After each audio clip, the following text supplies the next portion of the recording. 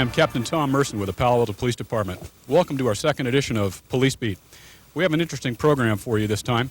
We'll be featuring the SWAT team on police profiles as well as crime in the street and other regular segments. So sit back, relax, and enjoy Police Beat. Hi, I'm Agent Curtis Jackson with the Palo Alto Police Department. Welcome to Traffic Talk. Today I'd like to talk about vehicles blocking an intersection. Vehicle Code Section 22526A, also known as the Anti-Gridlock Law, states that a vehicle cannot enter an intersection without sufficient space on the other side or the marked crosswalk for that vehicle. In other words, if you're facing a green light and you see that there is not enough room for your vehicle to completely clear the intersection, you cannot legally enter that intersection. Now, what typically happens is a vehicle will enter the intersection on a green light even though the driver can see there's not enough room to clear the intersection. The vehicle stops in the intersection, then the traffic light signals to green for cross traffic. Cross traffic cannot proceed through the intersection, and what you end up with is gridlock. Members of the traffic team are focusing our efforts on the intersections in the downtown area and at East Bay Shore and Embarcadero Road. Now, let's talk about red light violations. Vehicle Code Section 21453A red signal says, driver must stop at a marked limit line or before entering a crosswalk or intersection and remain stopped until indication to proceed is shown. Now remember this, just because you see a yellow light doesn't mean it's going to still be yellow by the time you get there. My recommendation is for you to take that yellow light for the warning it's meant to be and expect the red light at any second. If you're caught running a red light, you can expect to pay a minimum fine of $281. If you have any traffic-related questions, you can send me an email at the address listed on the screen. Until next time, I'm Agent Curtis Jackson for Traffic Talk.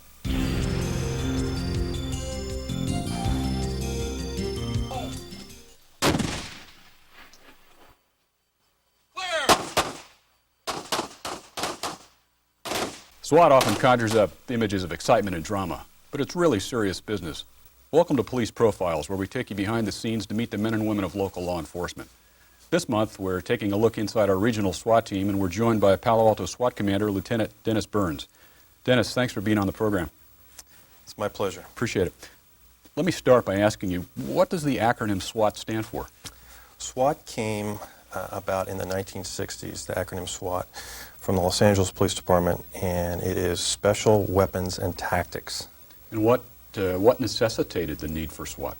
Why did it come about? A variety of issues came up. Incidents, high-risk incidents in the 60s, obviously the Watts riots, the Texas Tower incident, and police administrators wanted to have a response that officers were able to handle these situations in a systematic fashion. Well, can you give us an example of some of the types of incident that SWAT might handle? Typically, they'd be getting involved in situations like barricaded subjects, hostage situations, dignitary protection, and high-risk warrant search warrants. Now, we have a regional team here comprised of Palo Alto and Mountain View. Can you talk a little bit about how that structure is set up? Right. The regional concept between Mountain View and Palo Alto began in 1988, and we have about 24 officers assigned to it. And we have a policy which governs this, as well as a contract between the two cities, which talks about how officers will get involved, what their roles will be, who will be in charge or in command when a situation occurs in each city. But when we talk about SWAT, we're really talking about more than simply the officers themselves. There's other constituent components of the team, correct? Absolutely. There's the hostage negotiation team. Okay. There's the tactical dispatchers. Then there's the command element, which aren't always associated with the SWAT team. Okay, and there are tactical dispatchers as well? Yes. Can you describe a little bit about what each of these components does? Sure. The hostage negotiators are assigned set apart from the police SWAT teams, and they are designed to establish a rapport with the suspect, try to de-escalate the situation, and encourage a surrender. Tactical dispatchers are assigned to the command post, and what they do is they try to assist in information flow, and they're actually out in the field with the command post instead of being inside our police communications center. And this way, we handle the whole situation at the scene, and our dispatchers back at the station do not get involved. I see. Now, when officers are on a SWAT team, our particular SWAT team, they're not full-time SWAT members. In other words, that's not what they're completely dedicated to, correct? Exactly. They're assigned to patrol, investigations, administration, personnel training, traffic, and they would only assume that role during a training function or if there was an actual call-out. Okay, so how do they get all their gear to an incident? We have a vehicle which is preloaded with all their gear, and that vehicle would be taken immediately to the incident site, and the officers would just respond there as well. So all totaled, given the hostage negotiation team and the tactical dispatch component, we're talking about probably how many people? Probably pretty close to 40, 45 people. Okay, that's a fairly large contingent of people. Who makes the decision to deploy that unit? In Palo Alto, the patrol captain does. In Mountain View, it is the watch commander who's on duty or a lieutenant. Okay. Can you tell us a little bit about what some of the requirements are to be on the team? Obviously, there must be some special requirements, right? To apply, in Palo Alto, the officers only need to be off probation, in good standing, and not have any serious issues going on with their performance. So generally speaking, at that point, they could apply for a position once one was open. Okay. Are there any special qualities in an officer that we look for? Absolutely. We're looking for somebody who's physically fit, who's able to think on their feet, has got good judgment, has got good shooting skills, has a good rapport with the public, and generally speaking is a well-rounded individual. And what kind of a process would someone go through in order to be selected to be on the team? It's a very intense process, and there's multiple steps. It's almost like getting hired at the police department again. First, they would submit an application. It would be reviewed, and the officer's supervisor would review it and make a recommendation. Then there would be a physical fitness test, and we use the FBI physical fitness test as a standard. And there's a shooting skills test that they would have to pass at 80%. Then there's an interview, which generally has about 15 to 20 questions about themselves, why they want to become involved in the SWAT team. And then there's a presentation that they would put on to the same interview board. If they've passed all those steps, they would see our police psychologist for an evaluation to see if they were fit to be on the SWAT team. And then the final say would be the chief would review the applicants and make a decision. It's a fairly rigorous process. Absolutely. And how long would a process like that take? We break it up. It would probably take a week to 2 weeks, different times. It wouldn't do the entire thing all at once. Okay. And how many people typically turn out for a process like that? It really varies depending on what officer's doing, at that time. It's a big commitment, and it's certainly not for everybody. So, given that rigorous process, only a few people are selected then in the end, is that correct? Generally speaking, yes. Okay. Recently, there was some training that we did down at Fort Ord, correct? Yes. Okay. We'd like to take a look at some of that equipment and some of the special weapons and so forth that is used, and we're going to take a look at that right now. Okay, Officer Tanik's wearing what our standard SWAT issue entry gear is. He starts out with his ballistic vest, has various pouches to carry all the equipment he might need on an entry, anywhere from small flashlights, extra ammunition, AS baton, in case we have to go hands-on with a suspect, to various pouches for ammunition.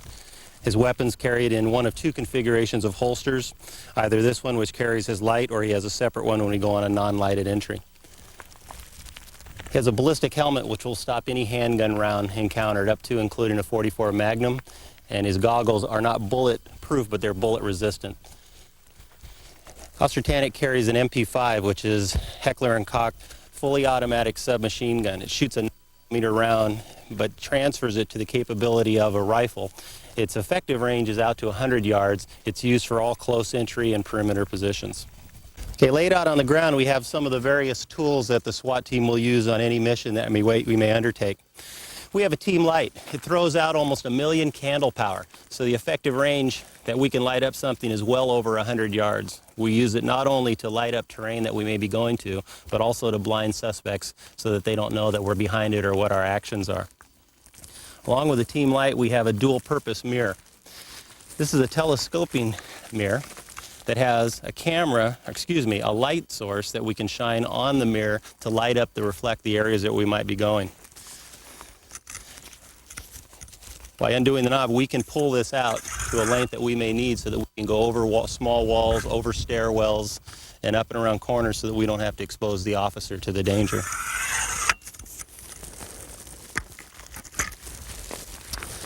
We have a ballistic shield. They're called the Defender, as you can see. It's bullet resistant. It's Kevlar, 4 layers, piled up one after another and sandwiched between a metal barrier. This will stop any handgun caliber round. It has a ballistic window that will also stop the handgun round.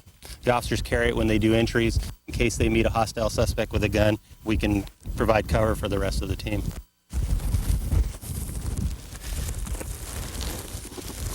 Okay, some of the weaponry that we use on the team, besides what Officer Tannick was carrying initially, and is in his hands, he has a Colt M4 fully automatic rifle.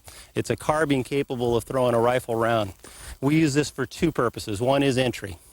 The other is for a sniper backup weapon. When we send snipers out on their posts, he can provide cover from long distances. It can also be used in case a sniper weapon goes down as a sniper rifle backup. Very effective weapon. This rifle is a Remington 308. We use it as our sniper rifle.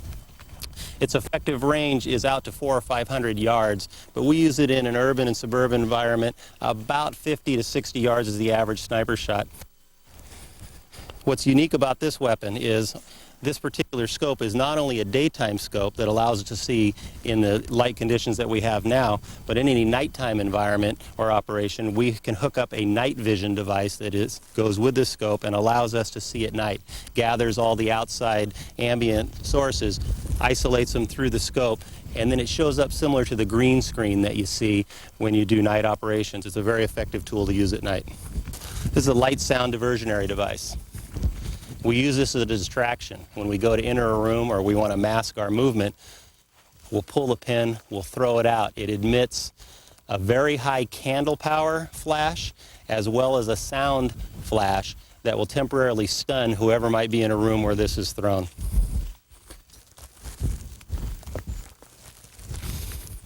This is another version of the same Heckler & Koch MP5, only it's a suppressed version. As you can see, it has a suppressor on the front, and that allows us to do covert operations. We can do several things with this. We can take out tires or lights, and they won't hear it go off if they were on an interior position, or we can use it as a standard entry tool, and it shoots the same round and functions the same way.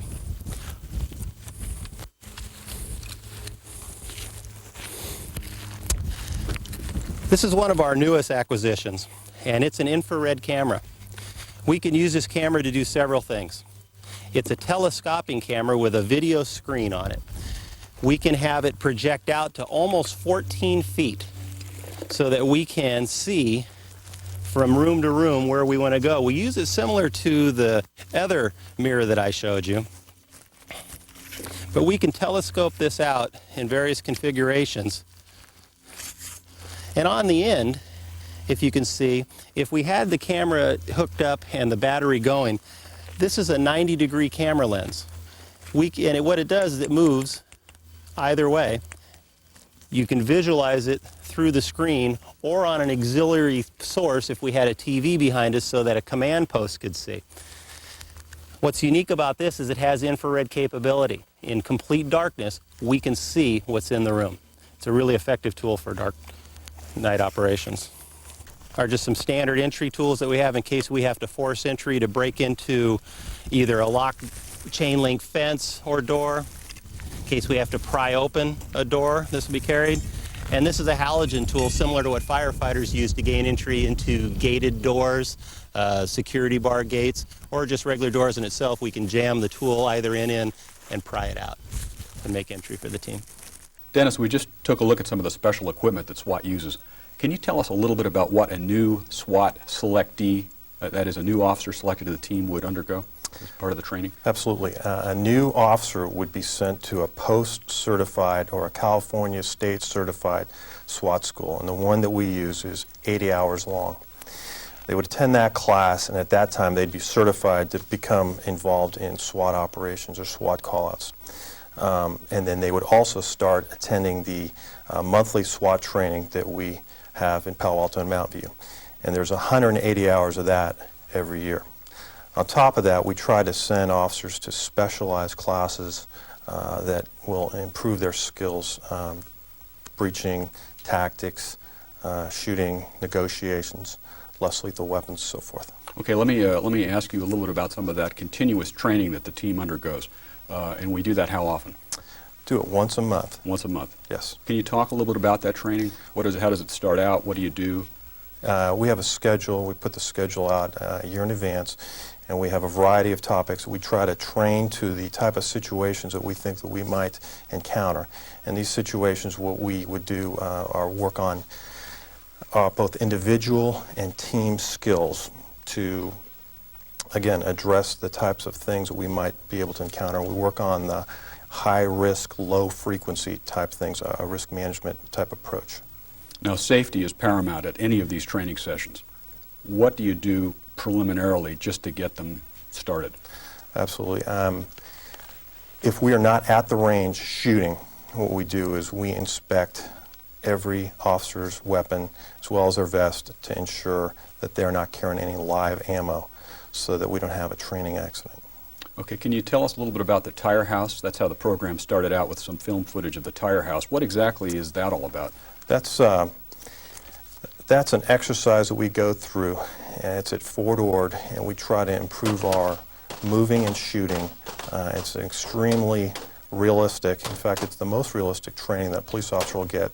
It's also the most dangerous. You practice moving and shooting, practice target identification, and practice moving as a team. Now, there's also something that we call covert searching techniques. Yes. And when would we use those, and can you talk a bit about that? We would use a covert searching technique if we were trying to locate a suspect that was trying to hide from us and take them into custody. Generally speaking, it would be a situation where they already knew, they being the suspect already knew that the police were there, and we're going to try to locate them and take them into custody. Now, every time SWAT is called, there's a serious problem. But what are some of the most difficult problems that a SWAT team can encounter? I would say the two most difficult situations are going to be a hostage situation where a suspect or suspects have taken hostages and they're threatening to kill them. It's the most difficult because it's emotional, it's tense, and it's difficult for the police because we don't want to do anything that's going to precipitate the suspect to use force against either the hostages or the officers. The second situation, I would say, would be the active shooter scenario that we saw at Columbine, 101 California, and so forth. And those are difficult because the suspect is frequently heavily armed. They're really not interested in negotiating, and they're just bent on killing people. And it's difficult because we have to respond rapidly and try to determine what's going on and try to locate the suspect. You mentioned Columbine. Let me ask you about that, because that, in effect, changed the whole way that we approach certain situations, didn't it? Yes, it did. And you mentioned the term active shooter. Can you explain that a little bit, and about how it is that our response to these situations has changed? Certainly. Columbine, really, pre-Columbine, police tactics were we'd go out, we'd respond to the scene, try to locate, isolate, evacuate, and negotiate with the suspect. Columbine, we realized those tactics really weren't effective. And since then, law enforcement in general, Palo Alto specifically, we've adopted a new approach. And basically what we try to do is we try to locate the suspect first and interrupt him from continuing on his killing spree. So that's one of our training specialties that we work on. We've also trained that at the patrol level, so our patrol officers can handle incidents similar to Columbine, 101 California, and so forth, without having to wait for the SWAT team. Because a SWAT team response is going to be about an hour. Now, all of the training, all of the equipment, all of the time necessary is very expensive. Absolutely. But there are some derivative benefits for the department and for the public that SWAT gives the department, correct? Yes. Can you just describe what that might be? Well, I think the police department benefits in that it receives, it has a SWAT team, number one. Number two, you have a well-rounded officer who's going to be able to plan not only at high-risk incidents, but at low and middle-risk incidents, and they're going to be able to anticipate things, or they'll be able to see what the potential could happen and try to work backward from there. Second thing is I think you get supervisors and command staff that can handle these situations, and again, they're better rounded, they're better apt to be able to handle situations that may not pop up every day. I see, okay. If you were to sum up the mission of SWAT, what would it be? It would be to have a group of individuals who are specially trained and equipped to handle high-risk incidents and really reduce injury and death and mayhem. Well, Dennis, I think you've given us some real insight into the SWAT team, and I really appreciate you being on the program, so thanks very much. It's great to be here. Thank you for watching Police Profiles. We'll be right back after this.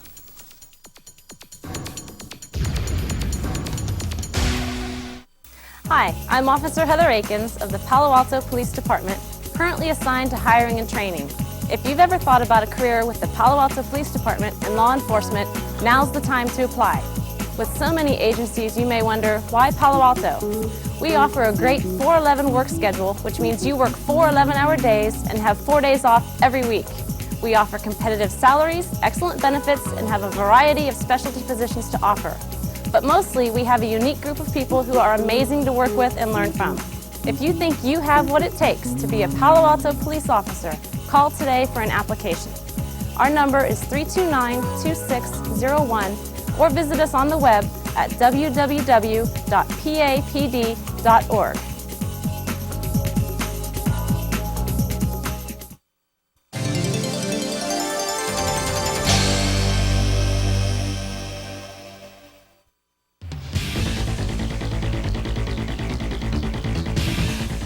Hello, I'm Agent Sandra Brown with Palo Alto Police Department's Crime on the Street.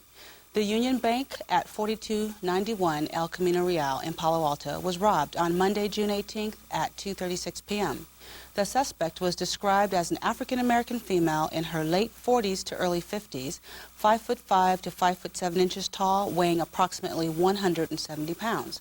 The suspect was wearing a pair of dark pink sunglasses with black polka dots on the frame, an aqua green shirt with 3/4 length sleeves, dark green capri-length stretch pants, and a black woven straw-like hat with a wide brim.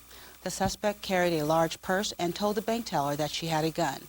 The suspect demanded the money and left the bank running eastbound on Monroe Avenue. The suspect is possibly associated with a 1980s light blue Dodge Caravan that was seen driving around in the area prior to the bank robbery. The suspect is associated with at least 8 other robberies in the South Bay area. Anyone with information concerning this bank robbery should call the Palo Alto Police Department at 650-329-2190. After dinner and a night out at the Q Cafe at 529 Alma Street, Maria Shao was shot to death. Maria, a resident of San Leandro and a student of the San Francisco Academy of Art, was standing outside of the Q Cafe preparing to leave with her sister and a few friends. At 12:20 a.m., a shot rang out and Maria was hit with a bullet to the back of the head. Several other patrons and Q Cafe staff were also standing outside of the cafe at the time of the incident. It is unknown at this time who the killer or killers are. Officers arrived at the scene shortly after the shooting and secured the area. 339 patrons were identified and are currently being interviewed. Forensic evidence search dogs and the volunteer metal detector search crew checked the area for any evidence which might have been located in the bushes and areas around the Q Cafe. A total of 12 detectives were assigned to work this case and have several leads. The investigation is continuing. A $25,000 reward is being offered to anyone having information that leads to an arrest and conviction of Maria's killer.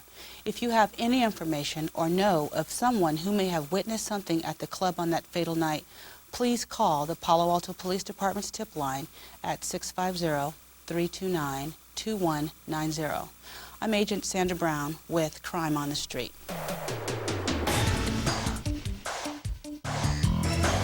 Hi, we're out at the Palo Alto Animal Shelter, and we're talking to Dr. Bonnie Yaffe. Bonnie is the city's veterinarian, and we're going to ask her a couple of questions about what people should pay attention to in the summertime to make sure their animals are well cared for. Bonnie, thanks for coming. Hi, Tom. Thanks for having me. Well, the summertime poses some especially important risks for our pet animals.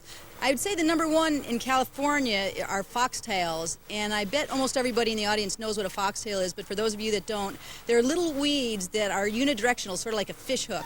They're pointed at one end and sort of look like grain at the other end. So once they blow around, animals are able to sniff them up their noses, get them down their ears, in their eyes, between their toes, and they're probably one of the biggest money makers, unfortunately, for veterinarians in the summertime. What will happen if a dog gets a foxtail in his nose?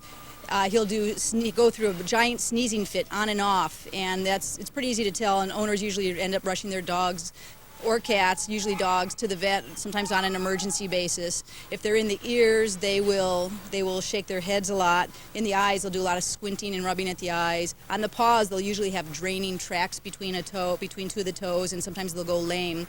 These all are medical conditions which require veterinary care, and the animal should be brought to their veterinarian as soon as possible.